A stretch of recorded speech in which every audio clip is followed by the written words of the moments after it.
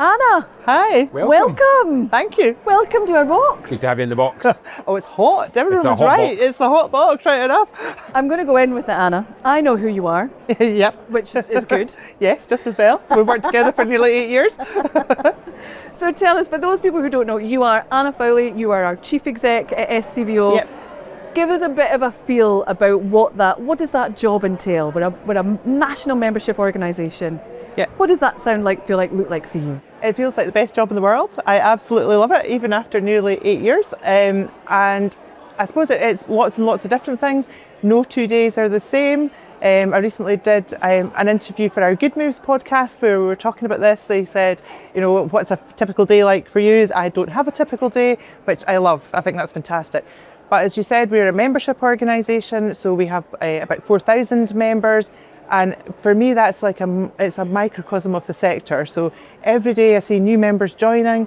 There's tiny little organisations doing things in very rural communities. There's big international organisations. There's people doing just amazing stuff. And I can tell you they're in every single part of the Scottish economy, apart from not yet worked out the space sector.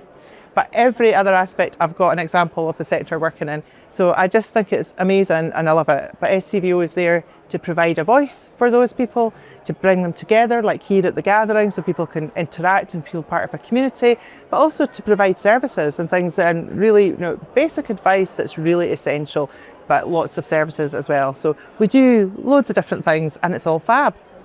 So thinking about that, we've heard over a few of these things about one of the key things that people have been saying about SCVO that we do really well is we are the voice. They see us, our members see us as the voice. Yes. We are there representing a lot of them. So what is our mission? So as SCVO as an organisation, what is our mission? What are we here to do?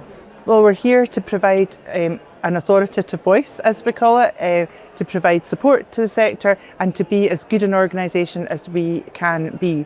And we can't represent every single view from every single organisation, or it would just be vanilla nonsense, but we try and cover as much as we possibly can of what people have in common. And obviously within the sector there's people with specialisms, so there's different organisations who are specialised in social care, in animal welfare, in the environment, sport, everything you can imagine as aforementioned. So we don't get involved in those thematic things because they can do that themselves and there are other membership organisations that do that. What we do is unite around the common things that bind us all, and that could be techie stuff like charity law, or it could be things like human rights. So it's about that kind of what brings us all together. We don't operate in a vacuum within the sector, so we are facing some of the similar challenges that other charities in the sectors are facing. So tell us, for us, what's that like for us and for you as a Chief Exec? What are some of those challenges that we're facing? Well, the hardy perennial is funding, obviously. We've been through our own funding challenges. We've had standstill grants for many years, but thankfully we don't rely on grants. We earn a lot of our income, but that means we've got to provide services that we can wash their face, as they say. We don't make massive profits from them, but also that the sector can afford. So we have to really get that balance of doing the right thing for the sector, and that's our guiding star, really, is what's the best thing for the sector, and then how is that for SCVO? But yeah, we've had some challenges. We've had to move offices, partly to have less space, but also for our environmental purposes. But the biggest challenge has been funding and really cutting our cloth. And I find that really difficult because we only made a very small number of staff redundant, but we did, and we had to do that. And they're really good people doing really good work. So it's not like, you know, people talk about trimming off the fat. There is none of that. This is like, you know, we have to really change what we do, and not diminish the quality. And that's almost an impossible circle to square, but we're trying to do it. And it was, I mean, as a member of staff, it was, last year there's no getting around it. It was a hard year. Absolutely. We did have to make people redundant, as you said, jobs did have to go. Yeah. But for me, that was about thinking about how we deliver services and think we have to start to think differently about how we actually deliver those things. Absolutely. And from that, thinking about that, you were in the paper the other day. Yes. You were looking off pensively at a bowling green, I believe. Yes. It wasn't my own bowling green, it was another bowling green. But your favourite place to be, apart other than your grandchild, is with your bowling green. So give us a bit more about that. How did you end up there? Because fair funding was a part of why you were in the paper, but tell us a bit more about that. Yeah, so just found out at the end of last week that the Scottish Government were going to make an announcement that they were going to commit to the partnership ask that we have in our manifesto, which is about having a statutory arrangement between government and the voluntary sector. It's really important that that's with the sector as a whole. That's not a partnership with SCVO. So that our sector's at the heart of decisions that are made in government, and so that people talk to each other more. We're in a very lucky position in our organisation that we're in touch with government all the time. We're very much included. It's not the case across the board. And we've seen a very successful scheme in Wales, which is what we're asking for, something similar to what is in Wales. So that's what the current Scottish Government have committed to, and the Scottish Labour Party indeed committed to about 18 months ago. We had the hustings yesterday where the other two parties who were there, the Greens and the Tories, also agreed to that in that conversation. So I think that will make a difference. I was kind of a bit sceptical initially because I think we'll all spend months writing some lovely things and then nothing will change. However, the more that I've engaged with our colleagues in Wales, the more I'm convinced that the statutory thing makes a difference, because that means cabinet secretaries, for example, have to meet with members of the sector within their portfolio on a yearly or 6 monthly basis. So they have to listen and they have to hear the voice. But there are other elements to that which have been mentioned, like fair funding, for example. So to commit to a set of funding principles, we'll see how that works out when we get into the development of it. But the words we have heard so far from both Labour and SNP have been that they will commit to a set of funding principles. In Wales, they had the statutory scheme since 2000, but they've only had the funding principles enshrined in legislation since 2022. Okay. And that commits them to a default position of 3-year grant funding with a potential for a further 3 years. So that hits the multi-year funding that we're asking for, but there's more to the fair funding thing than that. There's also inflation-based uplifts. For example, we've had a core grant from Scottish Government that hasn't increased once in 15 years, but yet we're expected to do the same thing. We're lucky to keep getting it, but too many of us are lucky to keep getting it, that you therefore don't make too much of a fuss about the rest. But we also need it to be much more transparent and much less bureaucratic, because it suits nobody to have civil servants, people in local government, people in our sector all working away on applications and templates and forms and monitoring and blah, blah, blah, but it makes not a jot of difference. And you could do it once every 3 years instead of doing it every year over and over. Yeah, and sometimes every 6 months. Sometimes every 6 months. And sometimes people don't find out about their funding till 3 to 6 months into the financial year. They've got to keep on employing their staff, doing the things they're required to do out of their reserves. How is that reasonable? Which is not what reserves are for. Absolutely not what reserves are for, So there's many things that are not ideal about the system at the moment, and if we can get at least some of our fair funding principles embedded, that would be a good start. What we would like to see is for that to go beyond Scottish Government, because obviously they're not the most significant funder of the sector as a whole. They should be leading by example and are a significant funder, but local government funds twice as much as Scottish Government does, and they're obviously dependent on Scottish Government, and there's a whole vicious circle there. So we would like to see that be across all spheres of government, not just with Scottish Government, but we'll start where we start. I think partnership was a key that came out the other day, wasn't it? Like that, this idea of equal partnership. When we were talking about the hustings yesterday, there was an optimism around that equality, that we're going into equal partnership with the statutory sector, with government, and that's, for us, that was the optimism, it would have that equality there, I think. I think we have got that commitment now, so I'm feeling optimistic about that. The devil's in the detail, and we've been working with our colleagues in our sister organisations in other parts of the UK on the UK Government's Covenant, which was launched last summer, and that has been an interesting learning curve. Let's just say, trying to get that ironed out. It's in place now. We need to see if it's going to make a difference. But yeah, quite a few conversations explaining devolution. Yeah, absolutely. As you know, we've been doing a lot of work into the workforce, finding out how we're all feeling, what's all happening to us. And one of the stats from that I found kind of took my breath away was this, that was the stat around, I think it was just under 40% of the sector are in a position where they are ready to quit within the next 12 months for all kinds of things, cost of living, stress, all kinds of pressures that are there. As somebody who's a chief exec, who you've had to make people redundant, but we also have new posts because we get different bits of funding. How is that for you with that side of things, thinking about workforce and wellbeing? Yeah, well, wellbeing, hopefully you will agree, Maddie, is very, very important to me at SCVO. Sometimes it's tricky, sometimes we all get stressed at times, and sometimes like in the run up to the gathering, that's natural, good stress. There's other times where it's really not. And I think that statistic and other bits of the workforce survey as well show that people love working in the sector. Yeah. They believe with a passion in the organisations they work for and the causes that they represent. But the context that they're working in is exhausting. Yeah. And that has become more so since post-COVID. I think partly with different ways of working, but the funding situation, cost of living crisis that you were talking about, that has impacted on demand for services, but it's also impacted on people working in the sector. Yeah. And I think we need to remember that. So it feels like there's only so far you can expect people to go. I think there's many times when people talk about going the extra mile, and I think maybe going the extra mile, but you don't go the extra marathon. It just comes to a point where it feels like exploitation, and I think in some places that is how it's feeling. And actually, it could just be, I can't pay my mortgage anymore. I'm going to go and work in, the NHS or, I don't know, a big private company or something, where I'll get a better pension.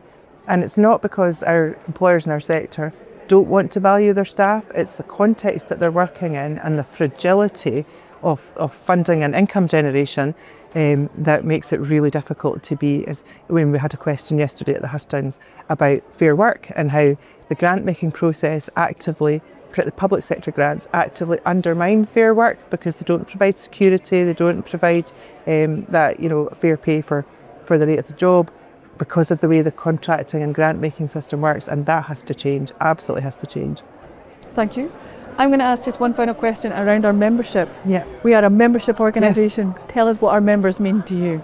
Well, the members are the best thing. It's so interesting. I say this every time anyone asks me about working at SCVO, but on our Teams channel that is updated every day with new members joining. Every day I'm on the bus and I look at it. I've sometimes started looking at it at lunchtime as well now, where I see the different organisations that join, and it's so nice. And one of the things more recently has been, so we did a big data cleanse, I suppose, for the free members who hadn't had that same renewal process that the people who pay had had. So lots of organisations were removed because they didn't have their contact details, they ceased to exist or whatever. And now quite a lot of those are rejoining because somebody's going, oh, we're not a member anymore, what happened there? Right. So fantastic. So the membership team now flag that on the channel when it's somebody rejoining, and it's just so nice to see that. But I think for me, as I say, it really reminds me of how diverse the sector is. So you might have a scout troop somewhere or a village hall in Shetland, or you might have someone doing really work on homelessness in the depths of Glasgow, or it's actually, or people doing work with farmers or farmers' mental health, or so diverse, isn't it? So amazing. Yeah, it's totally amazing. And obviously they've seen lots of those members here over the last couple of days. And what are some of the things that have come out in kind of conversation, some of the themes that maybe are coming from the membership? Yeah, so people are saying how much they value this. Yeah. Also, and agree, particularly people from smaller organisations saying they can't justify getting out and about. They don't get out and about very often. Yeah. They don't like to have to pay, they don't like to pay for things, they can't afford to pay for things. So this is free, so it's very important for us that we're able to provide that free, and we're only able to do that because we have sponsors that we work closely with. So that makes a difference. But they all say it's about meeting people from across the sector and that diversity of the sector and feeling part of something bigger. But they also all agree that if we just held a thing where we said come and meet people from the sector and network, nobody would come. So because you've got to have some sort of justification. It's almost like a penance. There's got to be a task, there's got to be a proper thing that you're doing. It's a work thing. So Whereas actually what people get out of it, including probably most of us, is you just meet fascinating people doing amazing stuff. So and I think that kind of opportunity for CPD, again, if you don't have a significant budget, you can kind of probably get a lot of people CPD done here. But we've heard a lot from people, like 2 reasons are meeting other people, networking, and meeting funders. Actually, which I'd never really fully appreciated, I think, before. But and lots of funders are here. People. And I think that what you just said, Manish, about CPD, like people are learning about stuff, like there's proper skills type things that we've been learning about stuff in here as well. Actually, it's been amazing. No, and I think, you know, there's a couple of colleagues who'd come in here from down south, and they're like, oh, this doesn't exist in other places. So I think actually holding on to what is really unique about this as well, and the fact that, you know, despite the fact that we're, you know, got people in rural parts of the country who've come from the islands right in the north of Scotland all the way down, and from the borders up, and gathered together. I think there is something quite special about it, and it feels like it's a marker for people in their, like, I think people are almost like, oh, were you not at the gathering? Like, you almost can't not go. Well, a few people have said, oh, this is the highlight of my year, and then they've kind of gone, oh, well, maybe not my sister's wedding or something, but you know what I mean? But it is. But I do think we, like Cora, give us funding for people from minority ethnic organisations. I think we need to look at that for people from rural areas as well. Well, I think there's definitely, we've heard from people as well, like what more could we actually do to widen the access and the participation and support people to come. And you've done lots in the past, like I think, you know, the Gathering Extra, like try to do stuff online, but I do think there is a power and a magic about the gathering together. And you really see that diversity of the sector visibly when you're here. And that's why we do, we've done for 2 years now, and we will be doing again this year, is a Village Halls conference. We do a lot of work now alongside DTAS and Scottish Rural Network and others around village halls and community spaces. And you mentioned the partners earlier on. Tell us why those partners are so important to SCVO and the work that you do. So it's really important to feel that we have that support. Obviously, financially, the gathering could not, I said at the start, could not be free to attend if we didn't have those partners supporting us to put the gathering on. But also having that presence and having that reach, because they really enjoy it. And unlike many events these days, we have people asking us if they can be a partner because they see how successful it is. The footfall that we get in our exhibition area is far greater than a lot of events. So they're talking, I mean, one of the stallholders was telling me that their staff were complaining that they had been talking too much. And he's like, well, that's kind of the point. That's a good problem to have. But that's the point. So, but it is the purpose. But yeah, I can see why it is a bit, because you think, oh, when everyone's in their sessions, I'll get a coffee. There'll be nobody, it'll be quiet. People are still about. So yeah, we really value those. You know, people sponsor specific events, some of the partners host events, and it just brings a different expertise, it brings different voices into the room. So again, it's for people to connect with. And we've kind of found that from people we've chatted to that you almost get back as much as you put in. So we've obviously got sponsors who have a stall, but others who have sponsored events or hosting events have come in here and talked to us. So I think that's been great, and they feel as much part of it as the members do. Absolutely, you know, it's a win-win, I think. I think it's been great. So it's been a great couple of days. I want to ask you a wee bit about leadership. And you've been in and around the sector for a long time, and you have a lot of experience. But just thinking about one piece of advice you might give somebody who's thinking about taking that on that leadership journey, or is maybe thinking about moving organisations or taking a step up, what would you say to them? I think I'm going to come across as the old lady that I am now, but I think there's just something about just believe that you can do it. Because actually a lot of people, particularly women, feel that they've got to do 110% of a job that they see before they apply. That's not true. We all learn. We all have to learn. The joy of working is learning. So don't think you have to do everything, be able to do everything before you even apply. You'll get in the door. The most important thing is believing in the, well, for me, not for everybody, some people it is the salary. For me, it is actually about believing in what that organisation does. And that was true when I worked in the public sector as much as it is here. So believing in it, thinking you can make a difference, well, not thinking, believing you can make a difference. And just also not trying to do everything yourself. So there's difference between a leader and a manager. So if we think about being a senior manager, think about that aspect of it, it's not thinking you're the one that has to know about everything. Have all the answers. You just make sure, in fact you shouldn't, that would be dangerous.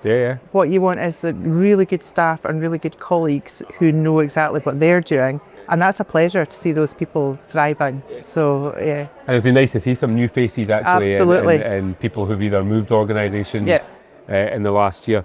What's one of the best bits of advice somebody's given you in your leadership journey? Well, so I mentioned this on the Good Moves podcast, but a good friend of mine whose daughter now works at SCVO became Chief Executive of Council about 6 months before I got my first Chief Exec's job. And when I was going for the interview, she said to me, your job is not to be on the pitch, it's to make sure the right players are on the pitch at the right time. And I've never forgotten that. It's absolutely true. And sometimes when you're in a relatively small organisation, you have to be on the pitch and you have to be moving desks or filling goodie bags or whatever. But that's an exception. Mainly, trust your colleagues and nurture them. Know why you employed them, isn't it? You employed them for a reason, let them do the job. You shouldn't be going and thinking you've got to learn all about, I don't know, digital. AI? I know. We've had a lot of AI digital chat, but again, nobody's expecting you as a CEO to be the expert. Yeah, absolutely. And there are, I suppose I come from a trade in HR similar to comms where everybody thinks they can do it and they understand it. So I do actually value people's expertise rather than think anyone can do that, because they can't. Thank you, Anna. I'm going to just ask you, you've kind of touched on the gathering, but just a couple more questions, just to tease that out a bit more, because we are here, it's all going on around us. For you, why is the gathering important? So for you as a Chief Exec, so not necessarily as SCVO, but for you as a Chief Exec, why is the gathering important? So I think it's really important for many, many reasons. From an SCVO perspective, as Chief Executive of SCVO, I think the thing I really value is that everybody is part of it. So the people are on the desks, registration desks, on the stand, letting people into events, whatever. They do, they're across the organisation. It's the IT guys, it's the finance people, it's HR people, it's absolutely everybody. All of us. And it feels like a collective thing that we all believe in and we all love. So that's important. But it's also, again, what we've been talking about throughout is meeting people, meeting members, but also I've had people that I've been talking to are going to join SCVO. Great. We will all have done that. So that ability to really feel part of the sector and embedded in it, but also you're doing a good thing for people. And again, questions around the partnership. So how important are our partners to the gathering, to the event? Very important. Yeah, very, very important. And I think it's obviously the partners who are sponsors who provide money, but there's also the other partners who are here and support us around Reach and TSI Network or the Charity Leadership Scotland and others like that we work closely with Volunteer Scotland, who we're kind of we're saying we're all in it together. Yeah, that really matters to me. We've got two final questions. So I'm going to give you a very brief moment to think of 3 words. So just 3 words that describe Scotland's essential voluntary sector for you. So 3 words. Okay. So diverse. I'm allowed to say essential when you've got essential. So essential. So I like to say fundamental and challenged. Thank you. And what are 3 words that you'd use to describe this year's gathering? So buzzy. Okay. Yeah. Fun. And just really interesting. Let me say, instead of fun, let's say thought-provoking. Can I have 4 words? You're the Chief Exec. You can have 4 words. As many words Absolutely. as you like. Well, you'd be pleased to know buzzing, I think, has been the word that really? most people have used. Really? And Good. Fun and vibrant is another one. Cuddling the dogs. I know that's a bit that was lovely. You can have a personal moment, Anna, it's all right. Cuddling the dogs. Cuddling the dogs and fun. Nice. The Newfoundlanders. Oh, massive. They're massive. Yeah. Big dogs. Let's thank our partners. Tell us who they are. I'm afraid I need to have my glasses on and to read this because I don't want to miss anybody out inadvertently, so bear with me on that. And there's so many of them. There are so many of them, which is a fabulous thing. Our platinum sponsor, Keegan and Pennykid, gold sponsors, Accountants IQ, Aspen People, CCLA, Phoenix Software Utility Aid, and our partners are Charity Leadership Scotland, Social Enterprise Scotland, Volunteer Scotland and EVOC. Thank you very much. Thank you. It's been a pleasure. Been an absolute pleasure to have you.